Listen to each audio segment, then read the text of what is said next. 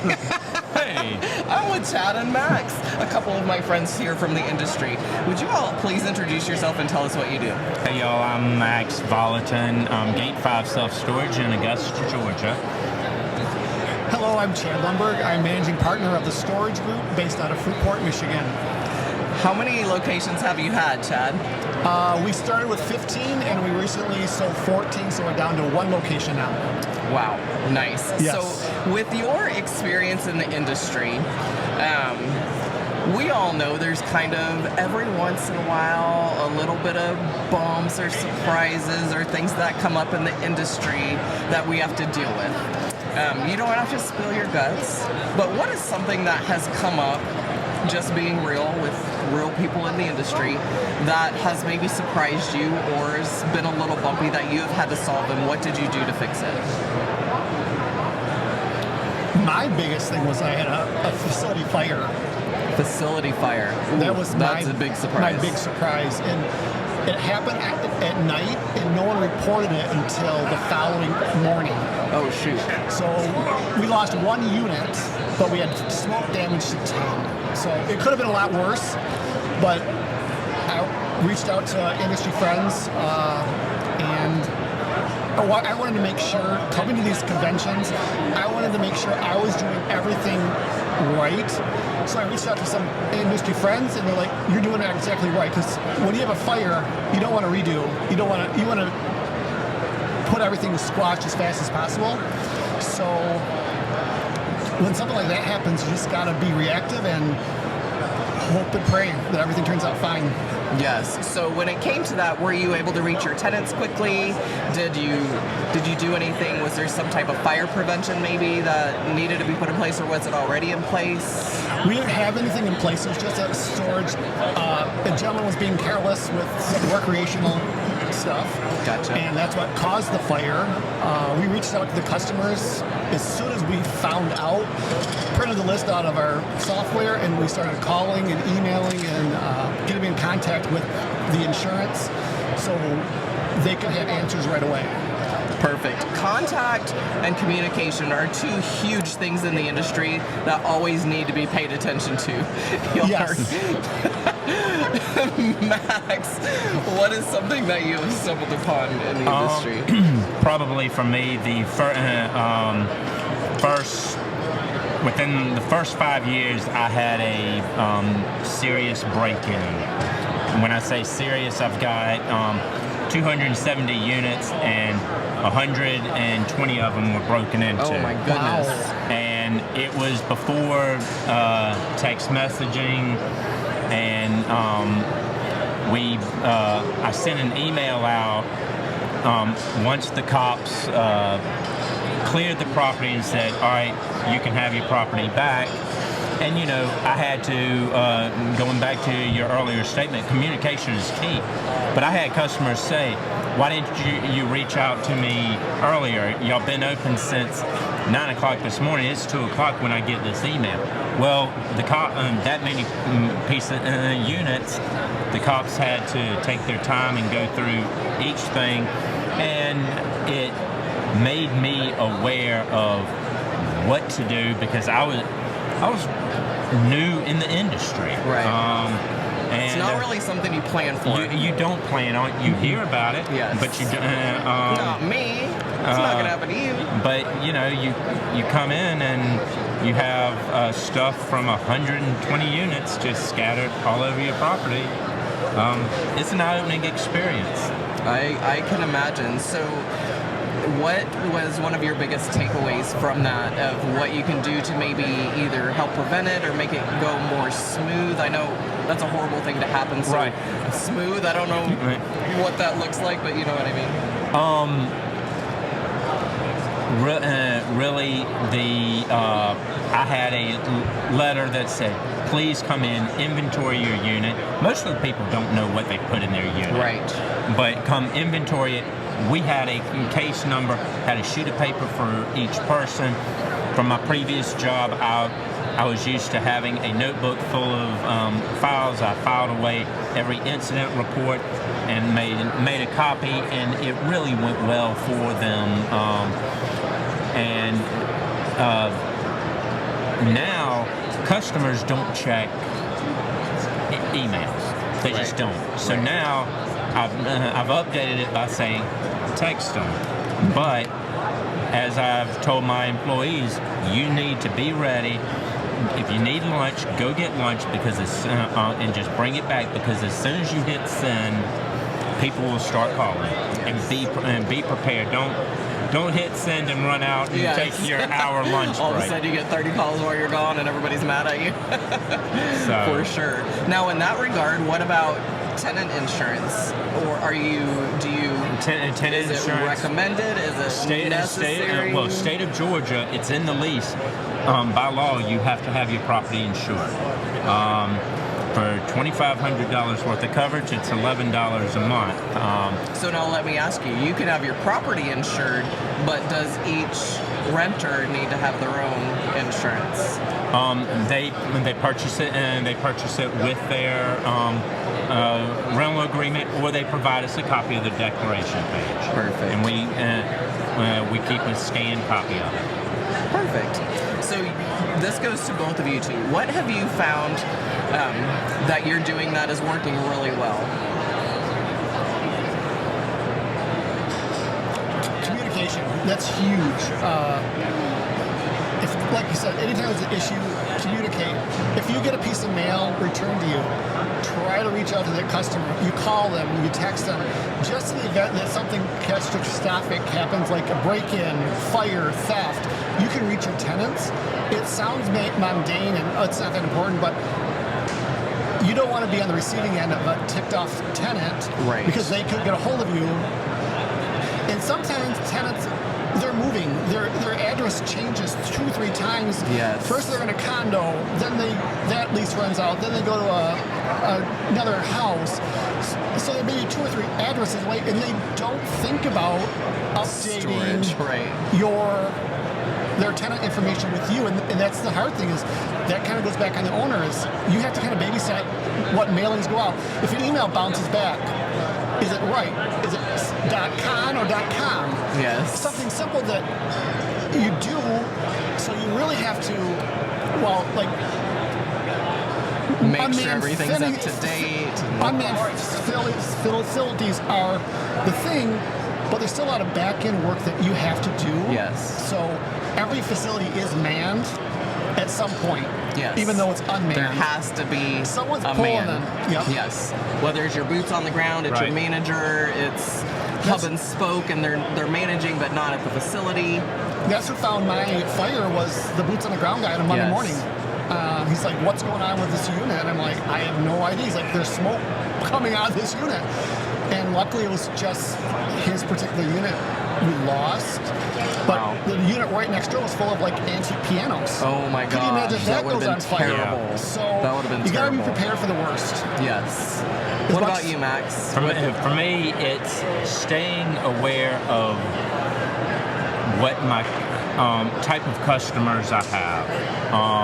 I am near the military base, and their technology is key. It's home of the Cyber Command Center. So I have taken what their focus is and tried to implement technology at Gate 5, and it makes me stand out over the other storage facilities. I've got the no-key locks. I use DaVinci. I've got StorePass. I try to incorporate the technology because that's what my that's your audience. That's my audience, and it makes me stand out over the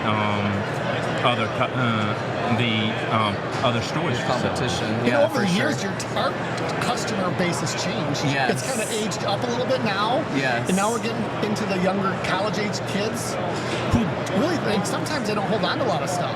Yes. So demographics matter. I mean, that is huge. Key in this industry. You're right. knowing who your rental people are. Are they college kids? If they are, they're all up for the technology. If it's a smaller, more rural, outskirts, maybe something mobile isn't going to work because they can't get reception. Maybe the audience is a little bit older. The demographics are older and they don't want that technology. They want that face-to-face person, that personal feel. They want to be able to walk in and, They know their rent is due on the 1st. Yep. They have someone to visit for the next 30 minutes. Yeah. Exactly. Well, this is a technology for talking about older people. Years ago, we had a kiosk. And a lady called, and it was at a location about 45 minutes away from her office. And she's like, I really want to run a unit. I'm like, well, go to the kiosk. Right. It freaked her out. I go, you know what, ma'am? I will come down there tomorrow at 10 o'clock, and we will walk you through this kiosk. Well, then the next month, she's like, it's not that hard. She's like, made her payment. And every month she made that payment through the kiosk. But had I not helped her that day, she went to the competitor down the street. So you got to kind of tweak your stuff and know your base. Be available, hold their hand. Sometimes you have to do that, get them used to it. Otherwise, they're going to go to your competitor, right? Yep. I mean, if they're not comfortable, if they don't feel you have that personal touch or personal connection, it's relational, right? Yep, that's a part of it. So very much so. Even if you're remote managed or hub and spoke or whatever the case might be, there's ways that you can make it personable, and keep that relationship even though you're maybe not necessarily at the site. Yep. Right? I mean, call center, we used you forever. Yes. For a long time, and it works. And customers call at all hours a day. My schedule's 7 to 10. I get up at 7, go to bed at 10.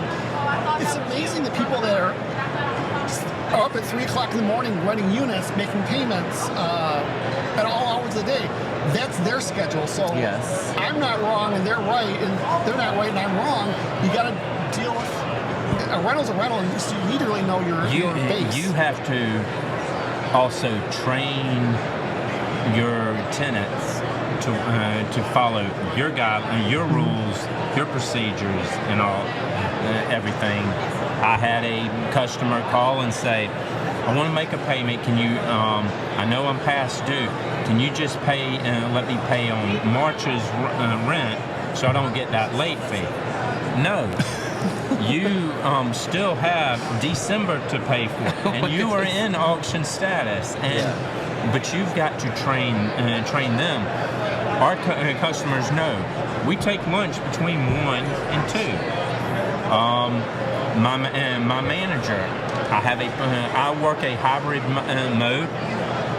My manager said, "Well, I want to come in at 10 and leave at 4." And I said, "All right, that works great." Our tenants know we don't have to be in the office for them to make a payment, rent a unit, access, go to their facility based on the technology we've implemented. Yes, understanding and establishing the rules, building that respect, being able to have a smooth customer experience. So if they want to pay and somebody's not in the office, go to my website. Go to the website. Call and push number 2 to make a payment. There's different options. So there's a time to be a friend and a time to run a business, right? And you're always in running a business mode, but you can also be friendly. So that's right. Know and understand what that line is and don't cross it as a business, right? Yep. Critical. It really is. So. Well, I appreciate y'all's time. Thank you so much for sitting with me. This has been really cool. This has been fun. If you have anything else, please feel free to add before we wrap up. We love and adore both of you guys. Thank you so much for using XPS and being a good advocate for us. We appreciate that. We, as you know, pride ourselves on good customer experience because much in your world, if you have a happy tenant, they stay longer. Yep. If you can get the rental and keep them, right? It's a lot easier. Be in constant communication. If something's going on, let us know. If something's going on, let you know. It's all about communicating when it comes down to it. Yep. I mean, everyone loves people when it's working, but when technology doesn't work, they get upset. And you gotta be prepared for that too, because there's a lot of technology in the self-storage world. And sometimes servers go down, products go down. It's out of our control, but you got to be able to pivot and turn and still assist your tenants. And you can do that. Refocus, and you just refocus. So, thank you for having us. And join your state association, join the national association. You get it, just the friends. through this, I've met two good friends. I'm sitting between. yes. And I've said this for years. State Association, national shows. If you walk out of this show not learning anything, that's your own problem. You have failed yourself. You failed yourself and you wasted your boss or a lot of money. Take 2 or 3 things, go back, implement them. Come back next year. Take 2 or 3 things, implement them. And over the course of 10, 12, 15 years, you really differentiate yourself from you and your competition. Yes. And it just makes you that much of a better owner-operator. Yes. Well, networking is huge in this industry anyways, right? Knowing people will help you get answers that you need. Knowing the right people. Yep. Look at somebody, find somebody who's doing it right, and talk to that person. What are you doing? How are you doing information. We want to share information. Just find that person and talk to them. Yes. Ask the questions. What's working, what's not working, how'd you do it? Max, last August, I got a phone call from him. His manager quit. She gave you 2 days notice or something? 2-day notice. It was right before the Vegas show where we're speaking. My tickets booked. I have no choice. I mean, I can't just say, well, Chad, Jim, Dave, sorry, I'm not going to be there. No. Speaking on a panel. I was a speaker, and we were like, I called Chad. I said, talk me off the ledge. He did too. I know exactly where I was driving down the road. I'm like, wow, Max, it's going to be okay. But you got to have those contacts. Yes. For self-assurance to make sure you're doing everything right. Even the best operator sometimes questions themselves. Yes. And my fire, I call it Sue Havlin. I'm like, Sue, what do I need to do? And she's like, you're doing everything you need to do right now. So you're doing it right. You need that reassurance. Yes. So networking is huge. Huge. Some of my best friends are in this industry. Yes, mine too. So, I mean, y'all are 2 of them. Yeah, and we text back and forth, and we generally care about each other. Yes. That's the main thing. And I mean, to get on a personal level, we know what's going on in each other's lives. And we care. And our kids. And we care. Yeah, exactly. Yes.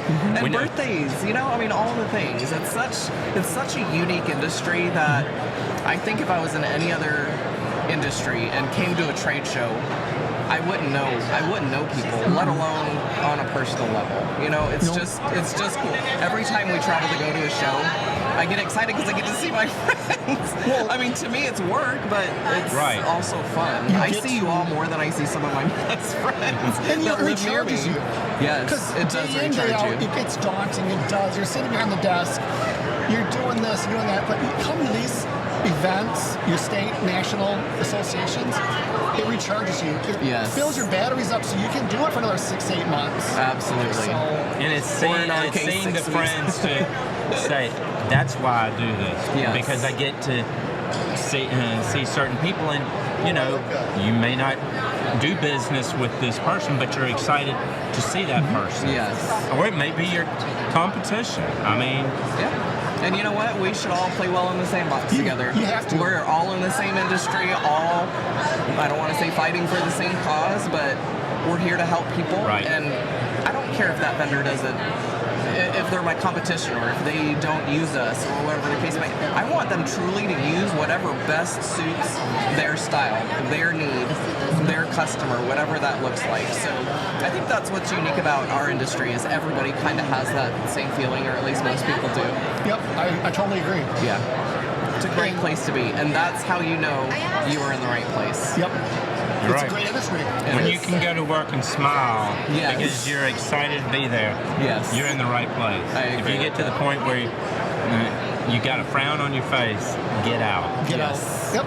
Yep. Life's too short. It is. Absolutely. Absolutely.